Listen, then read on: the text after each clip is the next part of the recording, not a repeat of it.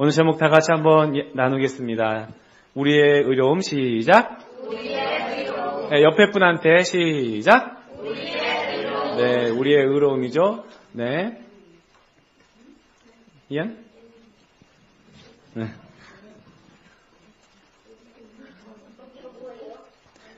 아, 이거요. 자, 이게 뭘까요? 여러분. 뭐예요? 예, 비자. 네, 워크퍼밋이죠. 이거는 아빠가 캐나다에서 받은 비자야.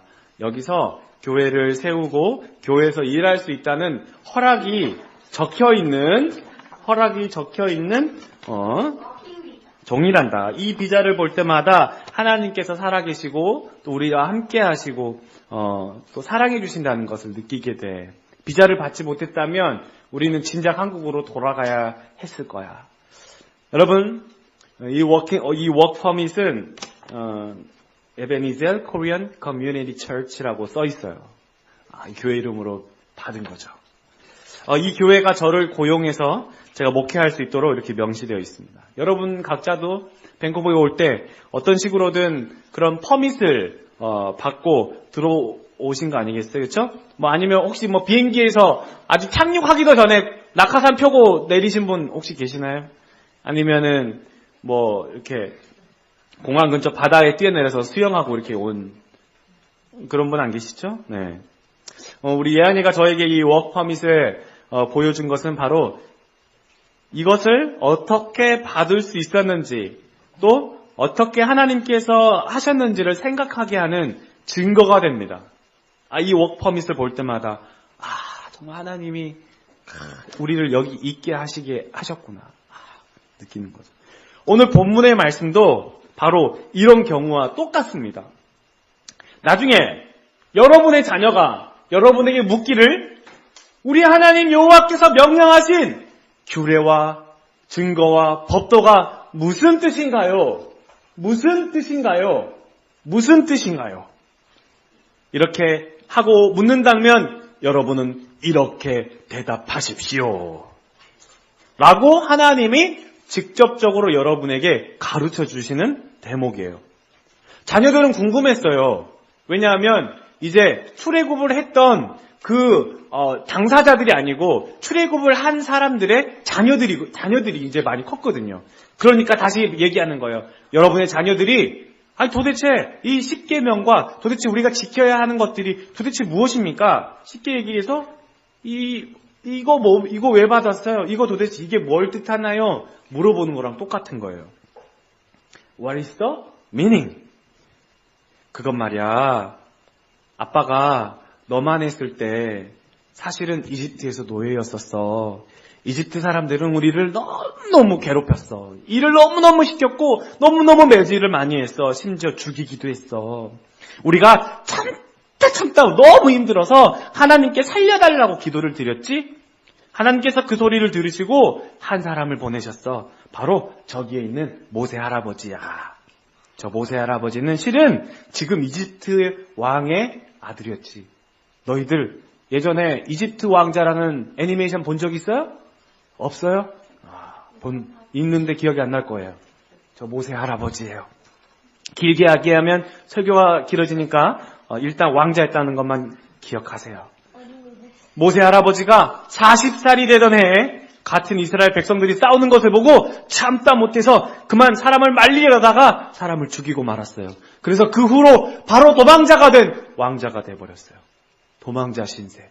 이집트 왕자는 그래서 그 길로 바로 막 이집트를 벗어나서 저 떨어져 있는 미디안 광야를 막 향해서 도망을 쳤습니다. 그래서 미디안이라는 곳으로 도망을 쳤는데 어느 우물을 발견했지요. 그곳에 도착해서 목이 너무 말라서 우물에서 물을 마시고 있는데 저쪽에서 아리따운 아가씨 한 명이 걸어오네? 아리따운 아가씨와 결혼을 하게 됐어요. 그래서 그 광야에서 양떼를 치면서 40년을 그렇게 해서 살게 됐어요. 이제 40년이 지났어요. 모세 할아버지는 몇 살이 됐어요? 40에 도망쳤으니까 이제 40년이 지났어요. 몇 살이 됐어요? 80살이 됐어요. 모세 할아버지는 여전히 양떼를 치는 80살 할아버지가 된 거예요. 그런데 어느 날 양 한 마리가 사라졌어요. 그 양을 찾으려고 이리저리 헤매다가 이 양을 찾으려고 하다가 어느 산에 도착했어요. 그 산의 이름은 이름하야 무슨 산? 호수. 호수 아닌데. 호빵. 호빵. 호빵 아니죠? 네. 호렙산이죠. 다른 이름은 시내산이에요. 그 산에 오게 된 거예요. 양을 찾으러 가는데 갑자기 모세야. 이름이 아무도 없는데? 모세야. 그 소리를 찾아서 갔더니 세상에 놀라운 장면을 발견한 거야. 아니 이게 웬일이에요. 가시던 삐쩍 말랐는데 불이 붙어 있는 거예요. 그런데 금방이라도 한 5초만이라도 다 타버릴 것 같은 그런 가시덤불에 불이 붙었는데 가시덤불은 타지도 않고 불이 계속 활활활 타오르고 있는 거예요. 하나님이 불처럼 나타나신 거예요. 거기서 내 백성의 고통과 아우성을 내가 들었다. 이제 네가 가서 내 백성을 데려오너라. 나이 80인 모세 할아버지는 지팽이 하나를 들고 이집트로 가게 되었어요. 이집트는 역시나 화려했고 최강 무기가 있었고 최신식 군대였고 정말 너무나 무지막강했던 그런 곳이었어요. 모세는 지팡이 하나를 들고 왕궁으로 들어갔어요. 예전에 자기가 살았던 곳이었죠. 하나님께서 지시하신 미션을 해야 했습니다. 파라오 왕이여! 아니지, 할아버지잖아. 파라오 왕이여, 내 백성 이스라엘을 풀어주시오. 그들과 나는 이제 다른 이곳을 벗어나서 하나님이 예비하신 땅으로 가서 예배를 드려야만겠습니다. 파라오 왕이 그 얘기를 듣자 어이가 없어서 한마디 했습니다. 맞고 갈래, 그냥 갈래. 그때부터 하나님의 재앙이 내리기 시작했어요. 하나님의 몇 가지 재앙? 몇 가지 재앙? 10가지죠? 하나님이 이 10가지 재앙을 내리셨는데 이 10가지 재앙은 의미가 있어요. 그냥 내리신 게 아니에요. 이따가 예배가 끝난 다음에 여러분에게 이 종이 한 장씩을 나눠줄 거예요. 그 의미가 여기에 다 담겨 있으니까 지금은 이 의미를 다 하면은 설교가 너무 또 길어지니까 설교를 짧게 하기 위해서 이 10개의 재앙은 하나님이 그냥 아무렇게나 한 게 아니고 이 이집트에서 섬기던 수많은 신 중에 가장 많은 신들이에요. 개구리신, 파리신. 이 파리신이 굉장히 독을 갖고 있는 그런 파리거든요. 이 이집트 영화를 가끔 보다 보면은 여기 이렇게 머리띠 같은 거에 여기에 파리가 이렇게 앉아있는 게 있어요. 혹은 여기에 파리 장식이 있는 게 있어요. 파리, 독종, 그런 것들 섬기는데 어쨌든 하나님께서 첫 번째 재앙을 딱 내리셨는데 그 첫 번째 재앙이 뭐였냐면 1번 뭐예요? 그게 뭐예요? 그렇죠. 맞았어요. 나일강이에요. 이집트에 있는 나일강이. 한국에는 제일 유명한 강이 무슨 강이죠? 그게 한강. 쉽게 얘기하면 한강이 피로 물든 거예요. 다 그냥 피가 돼버린 거예요. 그냥 피가 몇 방울 떨어진 게 아니고 물이 피로 다 변해버린 거예요. 그러니 어떻게 됐어요?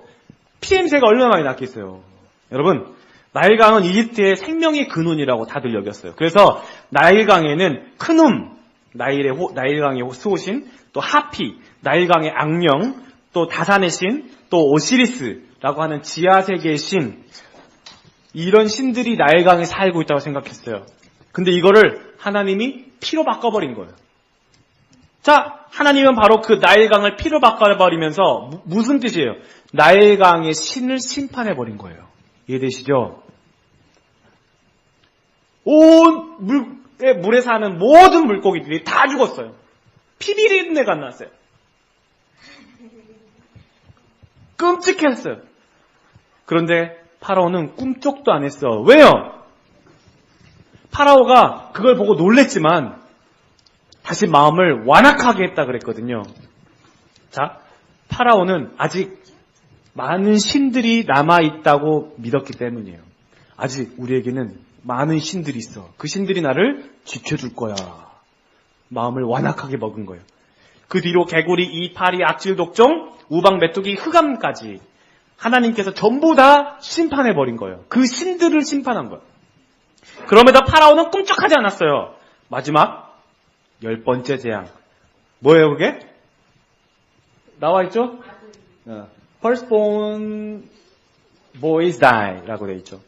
자, 첫 번째 태어난 모든 사람들의 생명을 걷어가 버리신 거예요.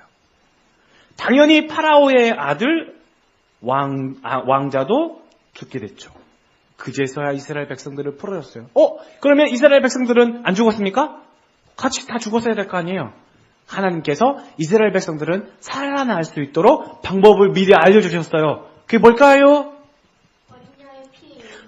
오, 맞았어요. 우리 원진이 뒤에 있는 문 있죠?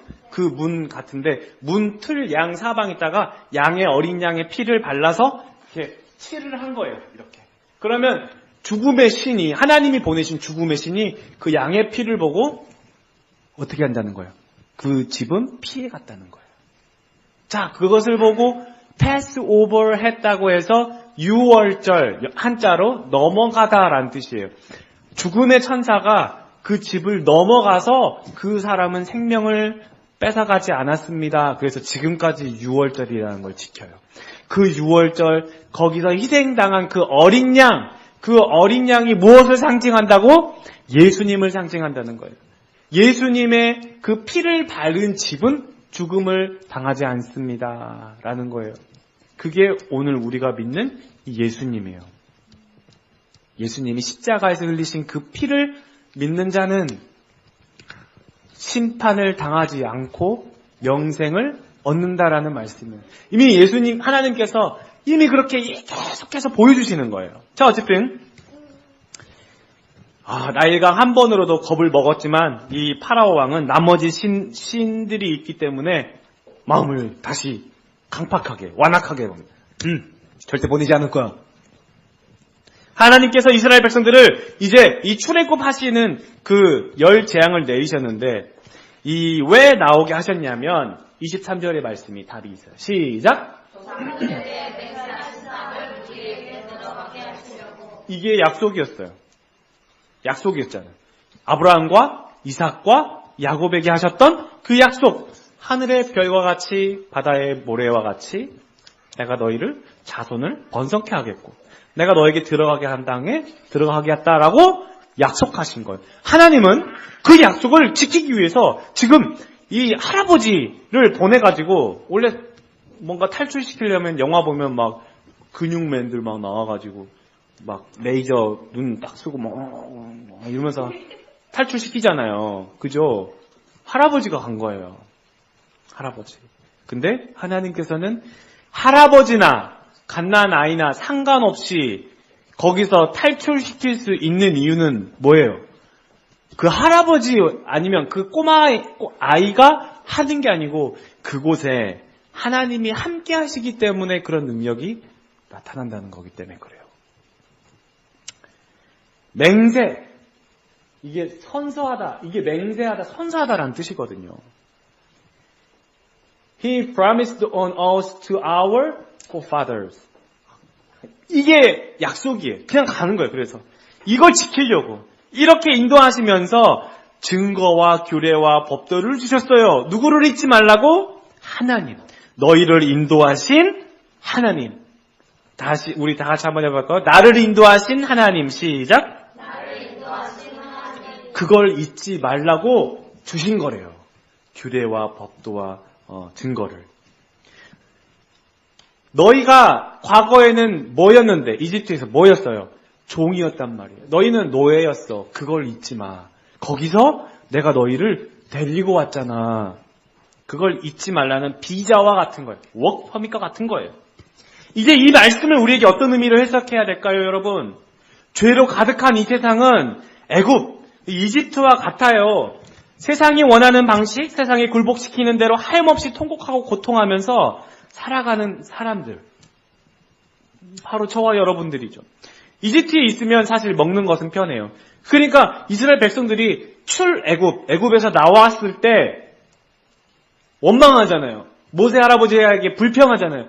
우리를 왜 데리고 나와가지고 지금 우리 먹고 싶은 거 이집트에서 있으면 그래도 종살이를 하지만 그래도 우리가 닭고기도 먹고 염소고기도 먹고 양고기도 먹고 이빨에 고기도 좀 빼고 이렇게 부추도 먹고 양파도 먹고 마늘도 먹고 이렇게 할 텐데 우리를 왜 데려와가지고는 이렇게 고생고생하게 불평을 수백만 명이 그러잖아요? 집도 있으니까 살아갈 걱정은 없죠. 우리 대회 데려가지고 우리가 매일매일 그냥 구름 가면은 무조건 텐트 걷어야 되고 그냥 가가지고 또 구름이 멈췄네. 아이고 또 텐트 쳐야 되고 매일매일 텐트 인생. 불평불만이 너무 많이 나오는 거예요. 근데 거기서 애굽에서 살아가는 삶이 평안해요? 평안하지 않아요? 평안하지 않아요. 매일 얻어맞고 일해야 되고 벽 돌고 해야 되고 성 쌓아야 되고 주인 시킨 대로 일만 해야 된다. 근데 그걸 까먹은 거야. 여러분 돈이 있다고 평안합니까? 집이 있다고 평안합니까? 그 외로 이게 있어도 더 많은 걱정과 염려가 부담스럽게 스트레스를 받고 살아가게 하거든요. 여기서 모세라는 한 인물을 통해서 이 이집트의 노예에서 우리를 자유인으로 바꿔주신 것처럼 하나님께서 당신의 아들 예수 그리스도를 통해서 우리가 죄의 종 노릇을 하다가 하나님의 자녀로 자유인으로 우리를 바꿔주시는 은혜를 알려주시는 거예요. 예수님이 오셔서 우리가 종살이 하다가 우리를 그리스도 안에서 자유를 느끼게 하신 거예요. 우리 안에 평안이 있어야 돼. 근데 왜 여전히 평안이 없어요? 예수님을 믿기는 하는데 왜 내 안에 기쁨이 없어요? 왜 그럴까요? 아직 예수님을 확실히 믿지 못하는 모세가 하나님이 하시는 것을 확실히 믿지 못하는 이스라엘 백성처럼 불평을 하고 불명을 하는 거예요. 불만을 갖는 거예요. 우리를 왜 데리고 왔습니까? 이유를 모르는 거예요. 삶의 이유를 모르면 불평, 불만이 나올 수밖에 없는 거예요. 하나님께서 왜 자유인이 되게 하셨어요? 그걸 알아야 되는 거예요. 왜 우리를 예수 믿게 하셨어요? 그걸 알아야 돼요. 그걸 알아야 돼요. 그 예수 그리스도 안에서 느껴지는 그 평안이 엄청 큰데 그걸 모르니까 계속해서 아이고 내가 예수 안 믿었으면은 지금 골프하러 가고 저기 좋은 데 가고 뭐 할 텐데 자꾸 그런 생각을 하는 거예요. 여러분 예수님을 통해서 내가 겪는 걱정과 염려를 주께 맡겨버리는 거예요. 베드로전서 5장 7절 말씀 다 같이 시작. 너희 염려를 다 주께 맡기라. 이는 그가 너희를 돌보심이. Cast all your anxiety on him because he cares for you. cast가 뭐예요? 이게 던져버리다. 또 어디에 배정하다라는 뜻이에요. 배정하다라는 말이 뭔 말이냐면 이건 여기다 두고 또 이거는 여기다 두고 또 이건 여기다 둘게요 하는 거거든요. cast all. 야, 너의 염려를, 너의 걱정을 전부 다 주님께 어떻게 하라고? 모아서 주님 받으세요. 나는 걱정해요, 안 해요? 안 한다라는 거예요. 왜냐하면 주님이 내 걱정을 다 풀으실 수 있는 분이시기 때문에 그런 거예요. 이해됐어요?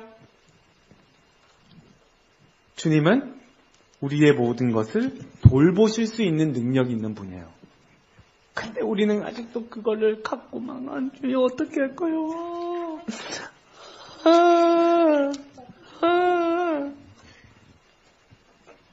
이 걱정과 염려는 주님이 맡아주십니다. 던져버려요. 근데요, 그게요, 잘 안 돼서요, 그게요. 잘 안 돼가지고, 문제가 돼가지고, 그게 걱정이요. 쉽게 되면 내가 이렇게 했습니까? 목사님도 참 답답하십니다. 그렇죠? 내가 걱정하고 생각을 해봐야 일이 어떻게 진척이 되고 어떻게 풀려지는지를 좀 우리가 대처도 하고 방어도 할 거 아니겠습니까? 여기서 바로 믿음의 문제로 갈리는 거예요. 주님이 하실 거를 믿는 거. 주님이 하실 게 있고 주님이 못 하실 게 있습니까? 그렇게 따지면 주님 다 하실 수 있죠. 그럼 왜 못 맡겨요? 그게 또 거기서 또 걸리네요. 이렇게 되는 거예요. 이거는 될 것 같고 저거는 주님이 못하실 게 있어요? 또 그것은 또 그러네요. 주님, 홍해가 나타났습니다. 이건 어쩌실 겁니까? 주님도 이거 못하시죠? 주님, 이거나 주님이 안 되는 문제 아니겠습니까? 파라오가 우리를 풀어줬다고 쳐도, 이제는 그렇다 쳐도 제 앞에 바다가 있지 않습니까? 저거는 시냇물도 아니고 바다지 않습니까? 너무 큰 바다지 않습니까? 우리를 죽이려고 수십만의 군대가 찾아오는데, 우리 뒤에 수십만의 군대가 있는데, 우리는 어쩝니까? 시냇물도 아니고 바다지 않습니까? 그 바다를 만나게 하시려요, 하나님이. 응? 하도 안 믿으면 바다를 딱 만나게 하세요. 너무 안 믿으면 하나님이 그냥 그렇게 가세요. 일단 이 수백만, 거의 200만 명이라고 추산을 해요. 안 믿어. 어떻게 하겠어요? 빨리 나왔는데. 급해요. 하나님이 이때 되게 급하신 거야. 급한 문제고 큰 문제인 거예요. 사람들은 믿질 않아요. 그러니까 하나님이 한 번에 믿게 하시는 거예요. 아니, 거기까지 몰아붙인 하나님의 의도, 계획이 있을 테지 말입니다. 주님이 아니면 1000명씩 탈 배를 2000척을 보내신다든지, 아니면은 쫓아오는 로마 군사들의 배를 아프게 해가지고, 갑자기 배가 아파! 화장실! 이런 틈 타서, 그 사이에 돌아가게 한다든지, 그렇게 하실 거 아니겠어요? 근데 하나님 보시기에는 그것도 성에 안 차는 거야. 하나님이 뭘 하셨어요? 바다의 길을 내버리신 거예요. 바다의 길을 터버리셨어요. 사막의 뜨거운 바람을 하나님이 한 번에 탁 몰게 하셔가지고 막 그 회오리 바람처럼 바람이 막 그 엄청 뜨거운 바람이 불면서 바다를 갈라버리는 거예요. 하나님이 쫙 하시면서 뜨거운 바람이 막 헤어드라이기처럼 한 곳에 막 계속 부니까 땅바닥이 마르겠어요, 안 마르겠어요? 말라버리는 거예요, 순식간에. 이 수백만의 이스라엘 백성들이 거기를 건너지 않습니까? 내가 걱정하고 염려하는 일을 만나게 될 때는 주님께 맡겨버려요. 던져버려요. 주님이 하시겠죠. 주님이 그 일을 해결하시겠다는 작정인 거예요. 그래서 그 일을 해결한 다음에 늘 하는 말 뭐예요? 우리는 할 수 없었고 이건 주님만이 하실 수 있었네요. 고백할 수밖에 없는 거예요. 염려와 걱정이 가득한 이 세상에서 자유인이 되게 하신 이유는 예수 그리스도를 통해서 약속하신 이 땅, 약속하신 저 땅, 이 건너야만 하는 저 땅, 저기를 가게 하시려는 거예요. 하나님 나라에 들어가기 전까지 예수 이름으로 살아가게 하시는 거예요. 이게 모세가 하는 게 아니고 모세가 팔을 들었을 때 하나님께서 하시는 거예요. 보여요, 여러분? 하나님이 보입니까, 지금? 여기 하나님 보여요, 안 보여요? 하나님은 안 보여요. 그렇지만 하나님의 능력이 보이잖아요. 하나님이 저기에 함께 하시는 거를 보고 있잖아요. 그걸 보는 거예요. 하나님의 사랑. 예수 이름. 그래서 저기 들어가기 전까지 우리에게 주신 그 예수 이름을 붙들고 살아가는 거예요. 예수 이름으로 사는 거예요. 그게 우리에게 주신 증거요, 규례요, 법도라는 거예요. 그 귀하신 이름, 예수의 이름으로 사는 것이 곧 우리의 의로움이니라. 그것이 우리의 의로움이에요. 난 잘났습니다. 난 의롭습니다. 난 잘못한 게 없습니다. 난 불의가 없어요. 나는 깨끗해요. 나는 정말 먼지 털어도 먼지 하나 안 나는 사람입니다. 이게 아니고 나는 예수 때문에 의로운 사람이 됐어요. 감사합니다. 그것이 우리의 의로움이라는 거예요. 저기를 건널 수 있는 유일한 방법은 예수 이름 때문인 거예요. 우리는 의롭지 않아요. 착하지 않아요. 이렇게 폭포수같이 쏟아지는 장대비 같은 비를 그냥 비닐우산 같은 거 하나로 이렇게 막으면서 가는 거예요. 이 비를 막을 수 있어요? 못 막아요. 비를 맞아요. 옷이 젖을 수밖에 없어요. 죄에 젖는단 말이에요. 이 세상이 그런 세상이에요. 그럼에도 우리를 의롭다고 여겨주시는 이유는 예수님이 거기 나와 함께 계시기 때문에 그래요. 비를 맞았어요. 죄를 지었어요. 그런데도 예수님께 나와와요. 예수님 앞에 서서 예수님, 내가 이런 죄를 지었습니다. 용서해 주세요. 주님을 사랑한다고 하면서도 주님을 잊어버리는 저를 용서해 주세요. 예수님, 우리가 완벽할 수 없고 온전하지 않다는 것을 누구보다도 잘 아시는 분이 하나님이에요. 왜 우리에게 완벽을 요구하고 또 너는 막 계속해서 막 우리한테 온전한 것을 요구하시는 분이라면 그분은 가짜 하나님이에요. 실수할 수밖에 없는데, 잘못할 수밖에 없는데 어떻게 하라는 거야? 내가 거룩하니 너희도 거룩하라. 그래서 그거 거룩하게 하려고 바리새인들이 그거 지키려고 그 노력을 하는 거예요. 그러면서 다른 사람을 나쁜 사람이다. 나는 지켰어. 나는 법을 다 지켰으니까 너는 안 지키니 넌 나쁜 놈이야. 이러면서. 그럴 게 아니고 내가 거룩하니 너희도 거룩하라 라는 말은 야, 너 거룩해야 되는데 너 거룩하지 못하지. 그래서 내가 예수를 보내줄게. 이거거든요. 예수님이 있어야 우리가 거룩하다라는 것을 알게 되는 거예요. 얘야, 괜찮다. 난 너의 그런 부족한 모습이 난 너무 좋아. 그래서 내가 필요하지 않니? 여러분, 이 예수 그리스도가 답입니다. 여권을 보면 다른 나라를 갔다 온 입국 도장들이 찍혀 있습니다. 그쵸? 이 나라에서는 이런 추억이 있었지. 또 저 나라에서는 저런 추억이 있었지. 여러분, 성경을 보면 하나님의 사랑이 빼곡히 적혀 있어요. 여기를 보면 나를 이렇게 도우셨지. 저기를 보면 나를 저렇게 지켜주셨지. 나를 안아주셨지. 우리를 결코 고아와 같이 내버려주지 않으신다는 약속들이 적혀 있습니다. 성경의 주인공 예수님께서 여러분에게 하시는 약속입니다. 그것이 우리의 의로움이에요. 그것이 바로 우리의 의로움. 예수밖에 없어요. 하나님 나라 들어가기 전까지, 그리고 이번 한 주간도 주님과 아름다운 동행이 있기를 예수님의 이름으로 축원합니다.